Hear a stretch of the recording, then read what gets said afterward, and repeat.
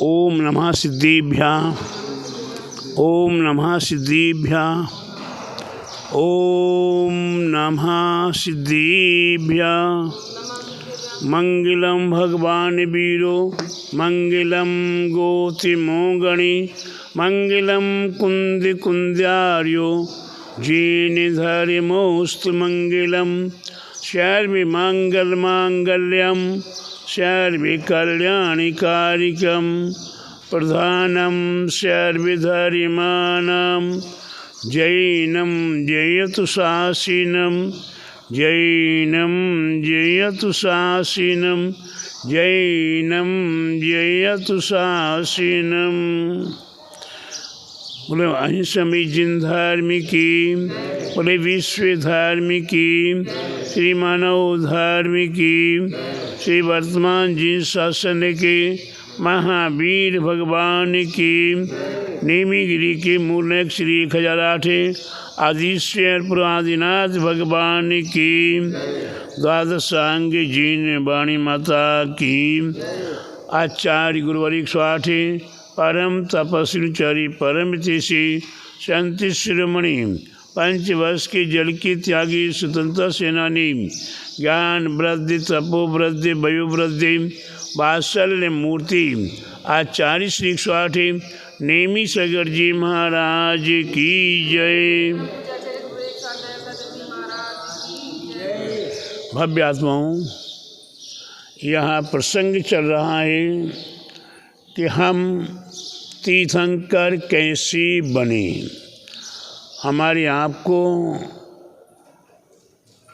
जगत का सबसे प्रसिद्ध महापद तीर्थंकर पद, जिस तीर्थंकर पद के माध्यम से तीर्थ का संचालन, जब तीर्थ का लोप हुआ करता है, एक तीर्थंकर से लेकर दूसरे तीर्थंकर तक के समय बीतते बीतते धर्म का लोप हो जाता है। महामारियाँ फैल जाती हैं, दुर्भिक्षता होने लगती है और भी नाना प्रकार के अत्याचार अनाचार दुराचार होने लगते हैं। उस समय पर धर्म का संचालन करने के लिए, तीर्थ का संचालन करने के लिए हमें किसी विशिष्ट महापुरुष की आवश्यकता हुआ करती है। हिंदू संप्रदाय में भी इसी प्रकार की परंपरा है। हिंदू संप्रदाय में भी 24 अवतार माने गए हैं। मुसलमान संप्रदाय में भी इसी को स्वीकार किया गया है कि उनके यहाँ भी 24 पैगंबर माने गए हैं। लेकिन प्यारे बंधु, अपने जिन सिद्धांत के अंदर विशिष्टता है, विशालता है, महानता है, यह जिन धर्म अहिंसा धर्म है। अहिंसा धर्म होने के नाते जियो और जीने दो वाली बात हुआ करती है। हम भी जिए और दूसरे को भी जीने का अधिकार दें। हमें अपने आप को भी मरना नहीं है और दूसरे को भी मार करें महापाप को प्राप्त नहीं होना। इसलिए हमारे आप के लिए तीर्थंकर महान पद तीर्थ का संचालन किया करते। जिसे इस वर्तमान पंचम काल से पहले चतुर्थ काल आया। चतुर्थ काल आने से पहले तृतीय काल, और तृतीय काल में हमारे भगवान आदिश्वर प्रभु आदिनाथ महान तपस्या करते हुए उन्हें निर्वाण प्राप्त किया। उन्हीं के ही पुत्र बाहुबली, उन्हीं के ही पुत्र भरत, जिनके नाम से आज हम इस भारत देश में बैठे हुए हैं। ऐसा यह भारत देश हमें प्राप्त हुआ। ऐसे तीर्थंकर प्रभु के पुत्र भरत हुए। तीर्थंकर का नाम भी आज तृतीय काल व्यतीत हो चुका, चतुर्थ काल व्यतीत हो चुका और पंचम काल का लगभग 2600 वर्ष व्यतीत हो रहा है। ऐसे अवसर पर भी आज हमारे आपके लिए उन महान आदिश्वर प्रभु आदिनाथ तीर्थंकर का नाम, उनका जीवन चरित्र, उनके जीवन की हर घटनाएं हमारे आपके लिए प्राप्त हैं। ऐसे तीर्थंकर महापद को धारण करने वाले, महापद को प्राप्त होने वाले हमारे तीर्थंकर हैं। हम भी भगवान से यही कामना करते हैं, भगवान आदिश्वर प्रभु आदिनाथ यहाँ मूलक विराजमान हैं। विशाल खड्गासन में महान चमत्कारी, जिनका चमत्कार इतना महान है कि आज एक छोटा सा मंदिर बनाने का भाव हुआ था 96 में, और वह भाव विशाल होते होते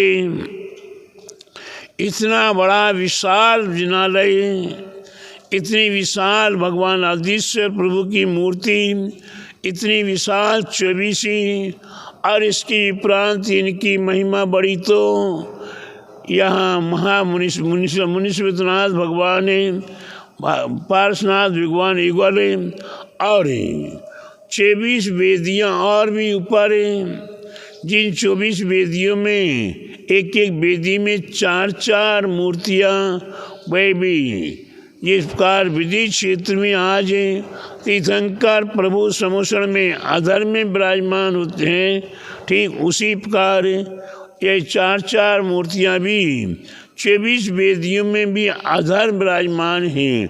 त्रिकाल 24 हैं, विद्यमान भी तीर्थंकर हैं, और 4 बुंदेलखंड के मुख्य सिद्ध क्षेत्र द्रोणागिर, सोनागिर, नैनागिर और कुंडलपुर हैं। ऐसे सिद्ध क्षेत्रों की मूर्तियाँ विराजमान हुई, किसके प्रभाव से? आदिश्वर प्रभु आदिनाथ के प्रभाव से। और उन्हीं की महिमा बढ़ी तो नवग्रह मंदिर विशाल बन के तैयार हुआ, जो जमीन के अंदर है, और उसकी उपरांत और विशाल महिमा बढ़ी तो 30-24 720 मूर्तियाँ 4 खंड में, एक खंड जमीन के अंदर है, 3 खंड ऊपर हैं। इस प्रकार से 4 खंड में 720 मूर्तियाँ अपने अपने यथा योग्य एक एक वेदी में एक एक मूर्ति अवश्य विराजमान हुई।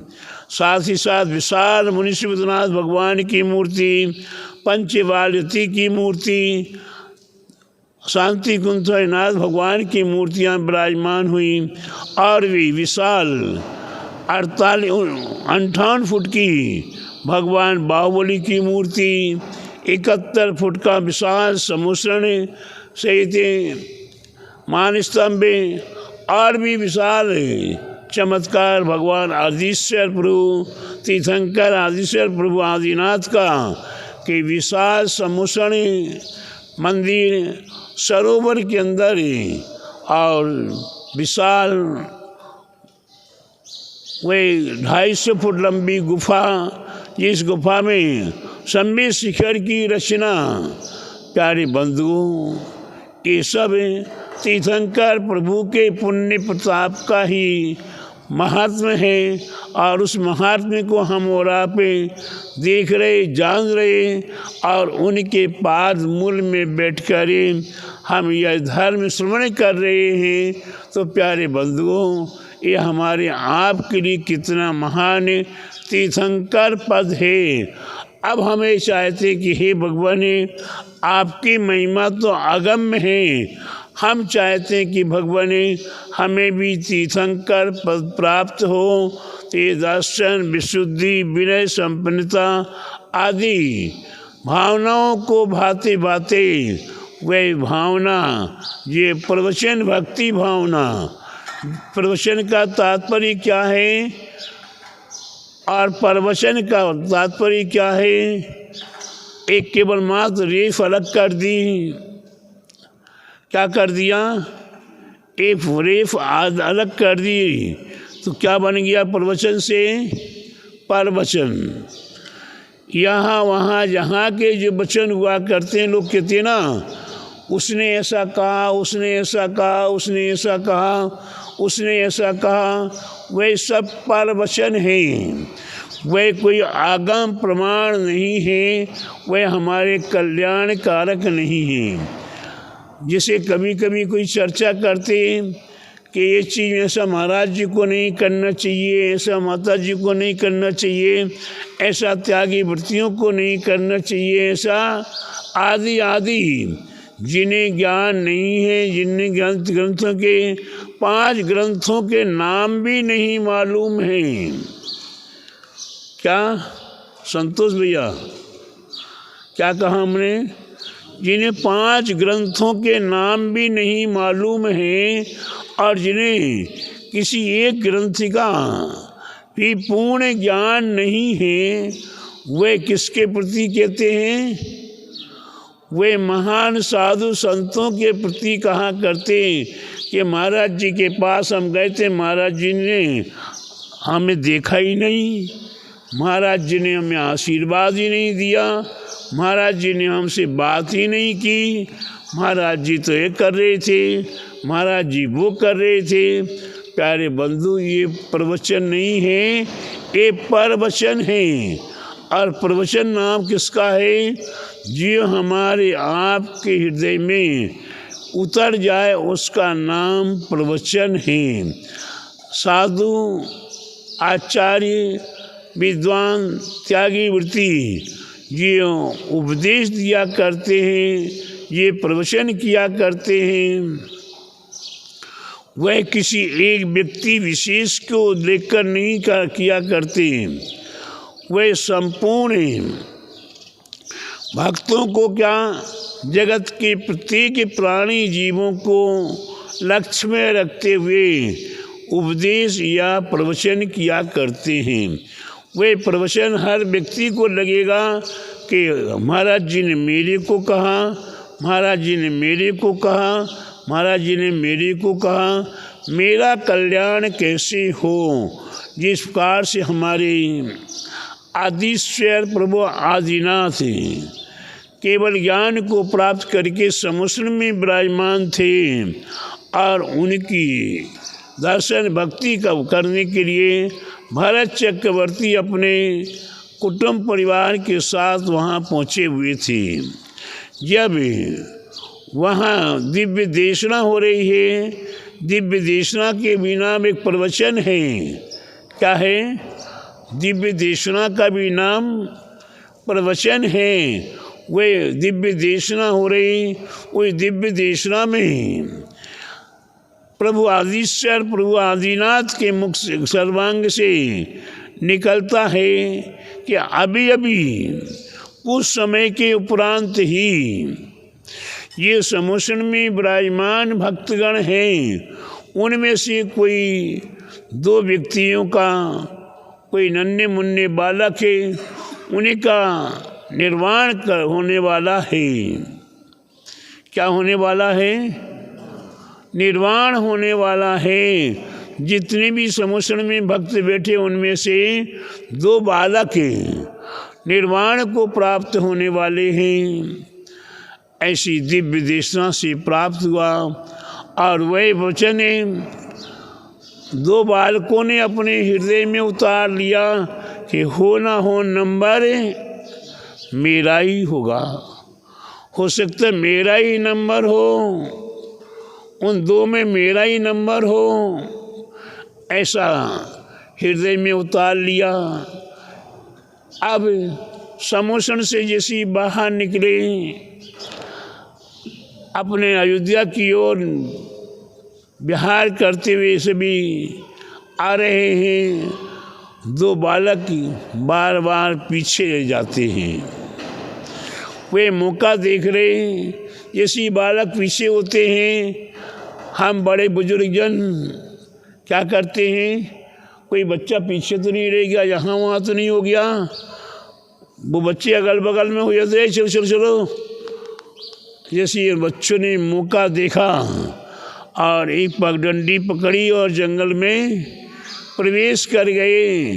प्रवेश करते ही पाषाण शिला पर बैठकर पंच मुष्टि कैसरोंच कर लिया तन के ऊपर के वस्त्र आभूषण उतार कर फेंक दिए, दिगंबरी दीक्षा ले ली।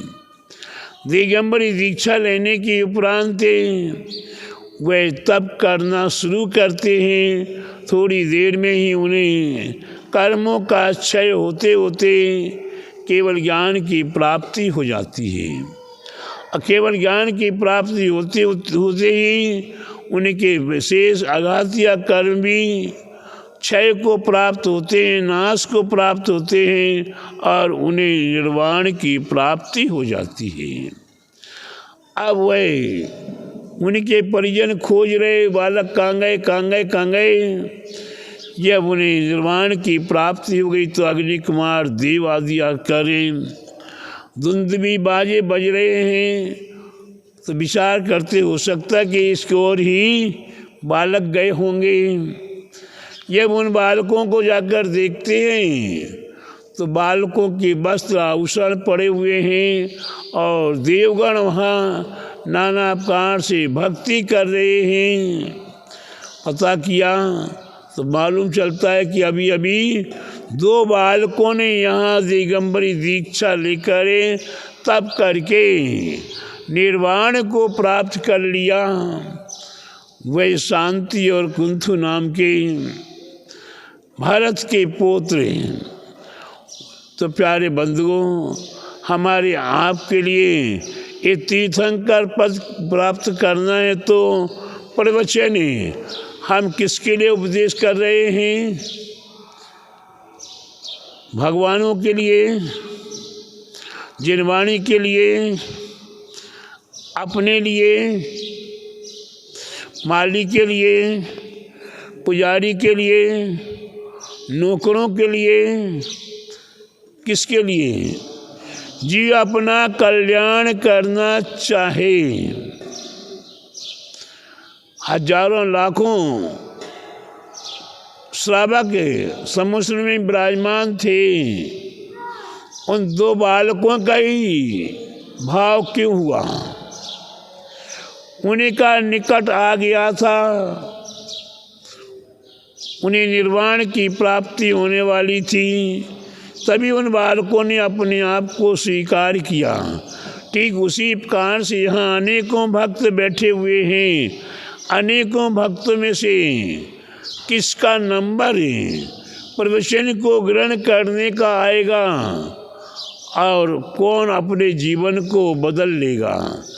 हमें याद है गुरुवर आचार्य विद्यासागर जी महाराज के पास प्रभूषण पर्व मनाने के लिए गए हुए थे।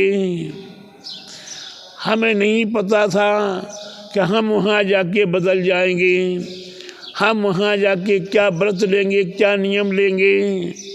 जब एक डॉक्टर और डॉक्टरनी ने 5 वर्ष का ब्रह्मचारी व्रत लिया, उसको देखकर गुरुवर विद्यासागर जी महाराज के मुख से 2 शब्द सुने, वो शब्द मेरे हृदय में उतर गए और मैंने भी सोचा कि मेरे को भी अपना कल्याण करना है। तो प्यारे बंधु, उसी क्षण भाव हुए कि मैं भी नियम लूँ, मैं भी नियम लूँ। और नियम का हिम्मत करते करते दूसरे दिन ब्रह्मचारी व्रत 5 वर्ष का स्वीकार किया। और धीरे धीरे आज कहाँ फुटपाथ पे बैठने वाले, कहाँ यहाँ वहाँ पड़े रहने वाले, आज कहाँ बैठे हुए हैं। और प्यारे बंधुओं, क्या अपने आप में कितने कर्मों का क्षय करने का सौभाग्य मिला। ये प्रवचन अपने हृदय में उतार लेना चाहिए। ये गुरुवर हमें उपदेश देते हैं, हमें शिक्षा देते हैं, हमें 2 शब्द कह देते हैं। गुरुवर नेमी सागर जी महाराज ने, गुरुवर नेमी सागर जी महाराज ने अंतिम समय जब उनका श्वास निकलने वाला था, समाधि संलेखना पूर्ण होने वाली थी, उस क्षण गुरुवर नेमी सागर जी महाराज ने मेरे को मेरी आग्रह से कहा, हे गुरु, मैंने कहा हे गुरुवर, मेरा कल्याण कैसे हो, इसके लिए कोई अंतिम संदेश? तो गुरुवर ने कहा बेटा हंसते रहना और हंसाते रहना। प्यारे बंधु, वे शब्द ऐसे हृदय में उतर गए कि दुनिया रोती रोती आती है और हंसते हंसते जाती है। अभी कोई भक्त बंडा नगर के ही बड़े परेशान, उनकी कोई वस्तु खो गई। वो मेरे पास आए। आने के उपरांत मैंने कहा कि आपकी वस्तु कहीं घर से बाहर नहीं गई है, आप घर में ही खोजो। फिर दोबारा उनको नहीं मिली, दोबारा आए। मैंने कहा घर में ही है, आप घर में ही खोजो। कल शाम को आकर उन्होंने कहा महाराज जैसा आपने कहा था वैसे ही हुआ, घर में ही मिली और जहाँ रखते थे वहीं मिली है। तो प्यारे बंधुओं, आते हैं रोते रोते, हंसते हंसते जाते हैं। तो आज मैं यही कहूँगा आपको कि अपने हृदय में प्रवचन भक्ति भावना को अपने हृदय में उतारो। चाहे वो प्रवचन का रूप हो, चाहे विधान का रूप हो, चाहे क्लास का रूप हो, और चाहे विधान अनुष्ठान, चाहे पंच कल्याणक का रूप हो। यहाँ नेमीगिरी में आपके लिए सभी प्रकार से अवसर हैं।